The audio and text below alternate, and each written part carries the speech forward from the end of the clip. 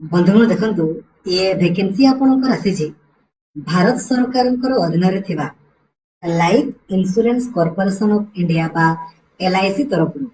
सर्वमोट पदवी आपण देखि पारुथिबे 350 गोटी आपणकर अटे एवं डेजिग्नेशन आपणकर रहइबो असिस्टेंट एडमिनिस्ट्रेटिव ऑफिसर बा एएओ। तो जदि आपण केवल +3 पास करिसंते ना केवल +3 पास एवं आपणकर बयस मिनिमम 21 वर्ष अटे एवं आपण एलआईसी रे चाकरी करिया पई चाहुचंती परमानेंट चाकरी देन लाइक और शेयर करिकी सब सांग मानकु भी आपण जणाई देबे जो द्वारा कि समस्त आपणकर जानि पारिबे। आ चैनल को नुआ अछंती देन एबे ही सब्सक्राइब करिकी ऑल नोटिफिकेशन को भी आपण ऑन कर देबे।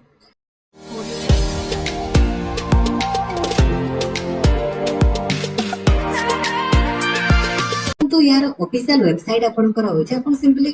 गूगल सर्च करेंगे एलआईसी आपनकर कैरियर ठीक अच्छे सर्च कले जो प्रथम वेबसाइट आपनकर आसिला या ऊपर क्लिक कले licindia.in/careers टिके स्क्रॉल डाउन आपण करेंगे देखि पारिबे आपनकर एठी देखंतु टिके स्क्रॉल डाउन आपण करेंगे देखंतु एठी आपण कोन करेंगे ना ऑल रीजन कर देले ठीक अछि डिपार्टमेंट भी ऑल करके सर्च आपण कर देले देखंतु एटा आपनकर शो करियो ठीक अछि या ऊपर आपण क्लिक कले जेमिति आपण या ऊपर क्लिक करेंगे देखंतु एटा ए नोटिफिकेशन टा होची आपनकर असिस्टेंट इंजीनियर पई एटा होची आपनकर जो एएओ आपनकर कहले या ऊपर क्लिक करके आपण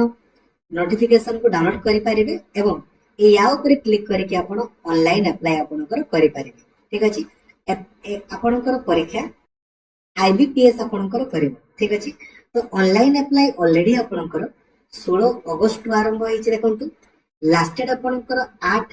सेप्टेम्बर आपनकर रहिछि एवं फी पेमेंट मध्ये आपण 8 सेप्टेम्बर मध्ये आपनकर करिवे ठीक अछि। तो आगो मु आपनको नोटिफिकेशन संपर्क रे कहि दे सर्वमोट पदवी आपनकर 350 गोटी अछि आपण देखि दियंतु ओथिरे आपनकर केता लेखा वैकेंसी पदवी आपण देखिले अप्लाई डेट संपर्क रे मु आपनको कहली प्रीलिम्स आपनकर केबे होबो ना 3 अक्टोबर रे आपनकर होबो मेन 8 नवेम्बर रे आपनकर होबो एज आपनकर मिनिमम 21 वर्ष रु 30 वर्ष भीतर हेतिबा दरकार एसटीएससी मानकर 5 वर्ष बढ़ी जिवो तो 21 रु 35 भीतर थिले आपण अप्लाई करि परिबे ओबीसी मानकर 3 वर्ष तो 21 रु 33 भीतर थिले आपण अप्लाई करि परिबे। एबे एज केमती कैलकुलेट करिवे सिंपली गूगल को जिवे सर्च करिवे एज कैलकुलेटर आपण सर्च करिवे ठीक अछि। जो प्रथम वेबसाइट आपनकर आसिला या ऊपर क्लिक करिवे क्लिक कला परे एड देखंतो आपण कोन करिवे ना एड निजर डेट ऑफ बर्थ जगह देले आ एज 8 लिखा है कि एटा को आपण 1 अगस्त कर देवेला अगस्त 1 2025 जदि आपनकर एज 21 रु 35 भीतर अछि देन आपण माने अप्लाई करि पारिबे। एज आपण जानि गले दरमा आपण को केते मिलिबो देखंतु ना 88,635 टंका रु स्टार्टिंग माने बहुत अधिक सैलरी आपण को देखंतु रहिछि तेन करी काइंडली आपण माने मिस करबे नाही एवं परमानेंट आपनकर चाकरी अटे तेन करी जमार भी छाडतु नाही। एप्लिकेशन फी आपण को केते पड़िबो देखंतु एसटीएससी दिव्यांग मान को केवल 85 टंका पड़िबो बाकी जो आपनकर ओबीसी आउ जनरल पिलां को आपनकर रहिले तांकर 700 टंका प्लस आपनकर जीएसटी लागिबो ठीक अछि बुझि गले। देन देखंतु आपनकर आउ डिटेल्स देखंतु कोन गारंटी बॉन्ड तमने कोन ना आपण चाकरी जेतु आपण करे मिनिमम 4 वर्ष आपण चाकरी करेबे जदि आपण मझिरे छाड़िया पई चाहिबे देन 5 लाख टंका देकी आपण छाड़िबे तो करे सिंपल गांडा आपण एते अधिका सैलरी थाई कि चाकरी छाड़िबे कि पई एते अधिक सैलरी से आपण को दोउछंती तो करे पाइले माने चाकरी निहाती करत नले बेकार बेकार आपण माने करत नाही। सिलेक्शन केमती हो आगो आपनकर प्रीलिम्स परीक्षा आपण क्वालिफाई करिवे देन मेंस आपनकर रहिछि देन इंटरव्यू आपनकर रहिछि जो प्रीलिम्स आपनकर परीक्षा हो एथिरे 100टा क्वेश्चन 70 मार्क रो पड़िबो गुटे घंटा परीक्षा जोथिरे रीजनिंग देखंतु 35टा क्वेश्चन 35 मार्क